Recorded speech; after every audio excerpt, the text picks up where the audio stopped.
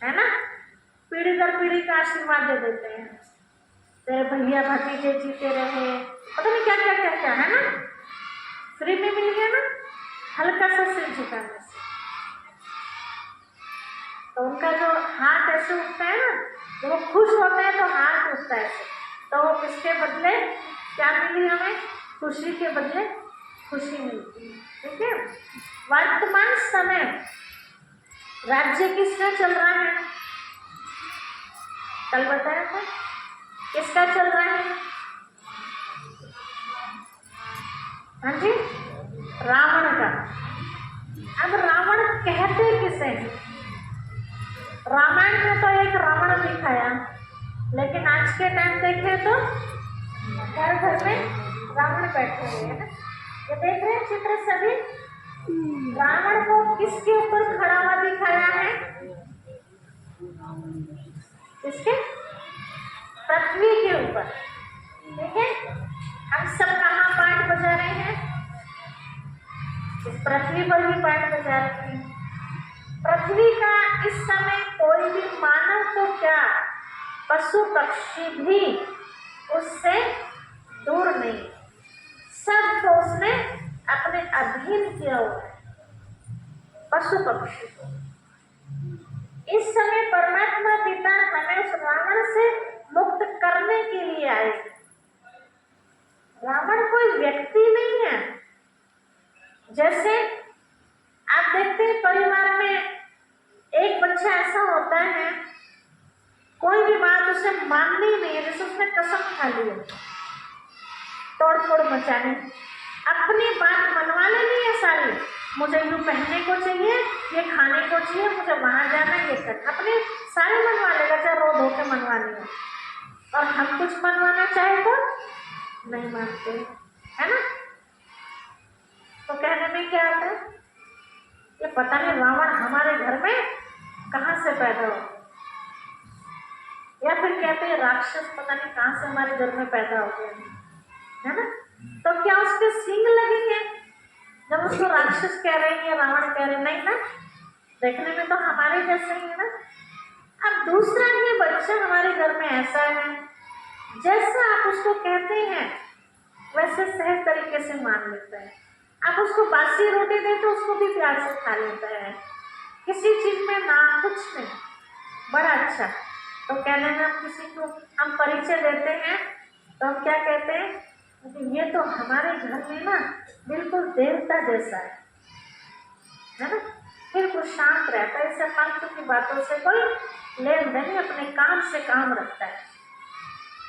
अब एक को हमने देवता कहा, उसके क्या 4 हाथ लगे हुए हैं, नहीं ना, वो भी सिंपल है हमारे जैसा। जिसको हमने राक्षस कहा वो भी हमारे जैसा। तो किस आधार से कहा देवता, अच्छाइयों के आधार से उसको देवता, गुणों के आधार से ना, और उसके अवगुणों के हिसाब से, बुराई के हिसाब से हमने उसको शैतान या राक्षस की उपाधि दी।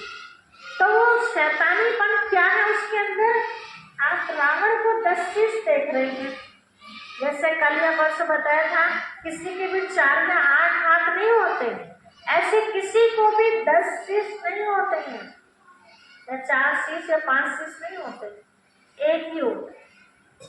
ये 10 शीश दिखाए हैं, 5 स्त्री के और 5 पुरुष के। वास्तव में ये बुराइयां हैं। आपने वैसे भी रावण को देखा होगा, सीरियल में दिखाया, क्या एक साथ उसको 10 सिर दिखाए हैं, नहीं दिखाए ना। राम ने जब एक शीश काटा तो दूसरा आया, पहले से तो नहीं आया ना, ऐसे वो काटते गए आता गया, काटते गए आता गया। हाँ बताते हैं, ठीक है, शीश काटने से वो नहीं मरा। जैसे आप अपने खेत में से घास खत्म करना चाहते हैं, ऊपर से काट दो तो नहीं खत्म होती ना, तो क्या करना पड़ता है, जड़ से निकालना पड़ता है उसको, है ना। तो कहानी में जैसे माता जी की याद दिला रही है, तो उसकी नाभि में अमृत बताते हैं, सीरियल से बना चढ़ा के बना रखे हैं। जब उसको पता चला, विभीषण जी ने बता दिया कि प्रभु ये ऐसे मरने वाला नहीं, इसकी नाभि में मारिए तो ये मरेगा।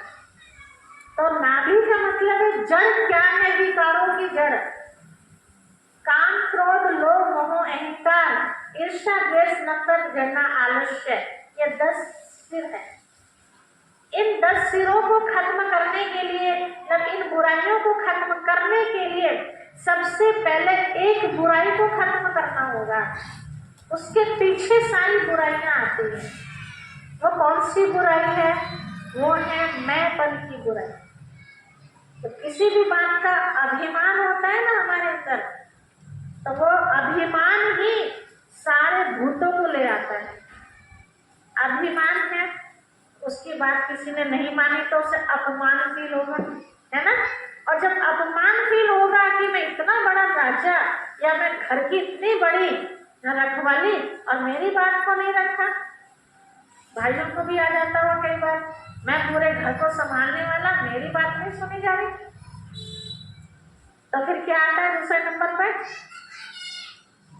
क्रोध आ जाता है ना।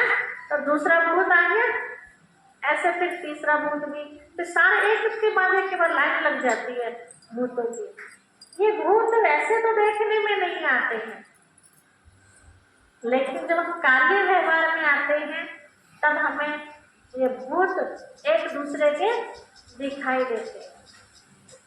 ठीक है, इन भूतों को खत्म करने के लिए केवल परमात्मा पिता की याद चाहिए।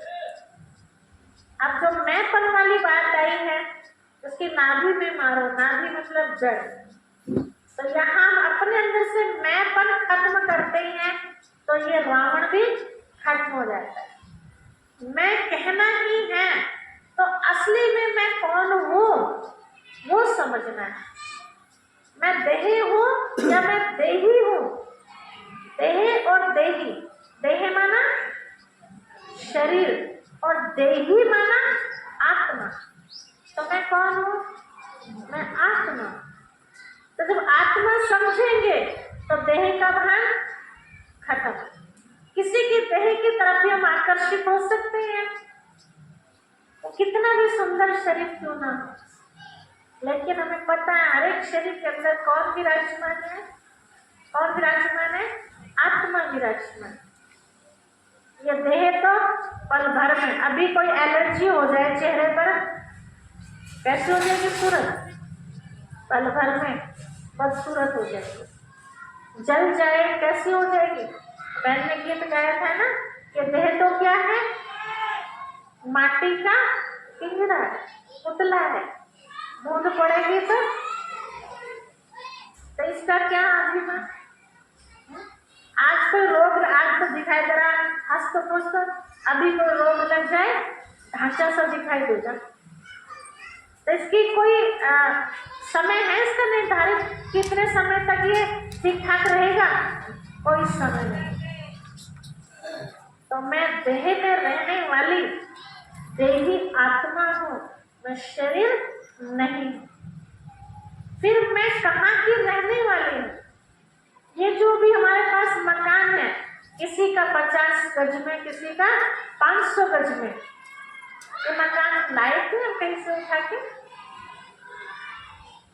तो फिर किसका अभिमान? गीता में बहुत अच्छे शब्दों में कहा, आज जिसका तुम अभिमान कर रहे हो ये कल किसी और का था, आज तुम्हारा है, कल किसी और का हो जाएगा। हमारे बड़े हमारे लिए छोड़ के गए और हम किसी और के लिए छोड़ के, तो फिर किस बात का अभिमान हमें? आज अगर बुद्धि का भी अभिमान है तो बुद्धि भी किसने दी हमें? उस पिता परमात्मा के, जो भी मेरे अंदर से निकल रहा है कि किसके वाक्य है? परमात्मा पिता। जब तक मैंने ये ज्ञान सुना ही नहीं था तो मेरे पास था क्या? ये नहीं था ना। तो मेरी हुई है ये चीज, मुझे मिली है। कहाँ से मिली है? कुछ किताबों से मिली, कुछ रामायण से मिली, कुछ महाभारत से मिली, कुछ शिव पुराण से मिली, कुछ आप सबसे मिली, है ना, कुछ शिव बाबा से मिली। तो मेरा अपना क्या है कुछ? कुछ भी तो नहीं है मेरा अपना। फिर मुझे अहम किस बात का? बताते हैं कि एक बार एक ऋषि जी बॉम्बे में गए किसी के घर। तो बहुत बड़ा सेठ था।